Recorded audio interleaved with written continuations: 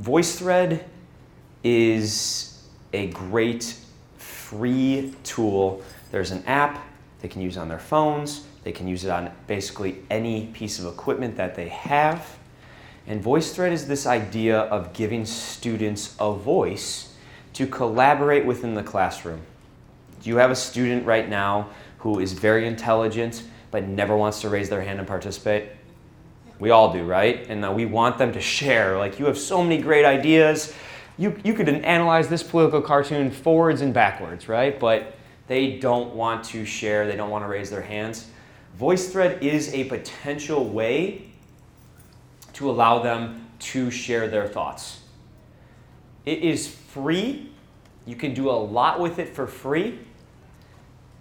If you pay for it, you can have some more grouping options and things like that. But let me show you what VoiceThread is. Let me give you some examples of how I've used it in my classroom. And you can check that out. So really quick, just they give a nice description of what VoiceThread is down here. A VoiceThread is a media player that has a highly interactive discussion space built right within it. Teachers or students upload pictures, videos, presentations, or documents into this online collection that looks and feels like a slideshow, but it's what comes next that's most important. After the media is added, teachers and students will record comments about it, presenting their work, asking questions and answering them, critiquing each other's ideas, and engaging in an ongoing conversation. So that's sort of what VoiceThread looks like. You can create 3 slide decks, up to 50 slides a piece for free. Unlimited student commenting. So you can just tell your students where to go and unlimited comments within that. So for example, I really like to use this to, as a class, start to analyze propaganda. So I created a VoiceThread.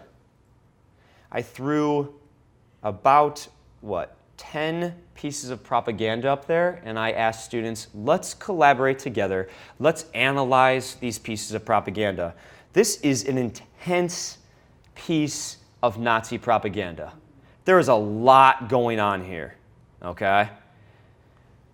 Let's analyze this together. There's a lot of moving pieces. There's a lot of things to observe here. Let's try and break this down as a class. Students will go into this. They will, if they want, create an icon on the side. And I'll say, you know what? There are 10 pieces of propaganda. I need you to comment on 4 of them. You can use 2 text comments. I need to see your face in one of the comments, and I need to hear your voice in the other comment. So I'll show you sort of how that works. And I think that you can use this for lessons too, if you want to present things to students. So I literally just go to this plus sign right here. You can still call in and type in a code. I mean, I think we have to show students what type of phone this is. I don't think they know what. Yeah, you know that one. That was a little, maybe before my time too. But so you can text comments, voice, face. So let's say I really want to analyze something in this cartoon. I'll just click here and give it a few seconds. And now I'm recording. So I say, hey, I really want to focus on the leg of this cartoon right here. And I can just start talking about it. It's in real time. It's live. I stop recording. It's going to upload it really quickly, allow me to preview it and listen to myself. And now I'm recording. I will cancel that. But think about that, right? Kids who don't want to participate in class, I'm going to give you unlimited chances to figure out exactly what you want to say. You can do this at home. You can do it in the hallway. I'm going to let you listen to your response and feel 100% comfortable with what you're trying to share with the class, and then you save it and then you submit it. These are all students going through, and it timelines everything for when they posted. So I can click over here, and you can start to see different students and different ways that they've commented on the piece of propaganda.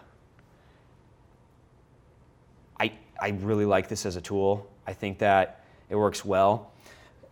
My English teacher, she had kids upload their About Me poems and paragraphs into here, and literally just said, all I want you to do is read it aloud. I want you to just go on. I want you to read your poem. And then we allowed kids to jump on and comment on each other's poems and give positive feedback or give like peer editing tips. If you want them to edit each other, this is a cool way to have them edit a little bit.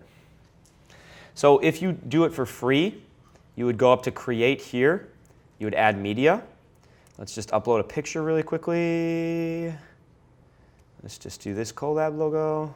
You would just title it VoiceThread, save. And now you're allowed 49 more images, 49 more slides within that. You can do that 3 times. And then it's unlimited student commenting. I think there's a lot of ways you can use this program in your classroom if you want. There's a really nice web app as well that you can go to. And this individual sort of gives you a nice little breakdown.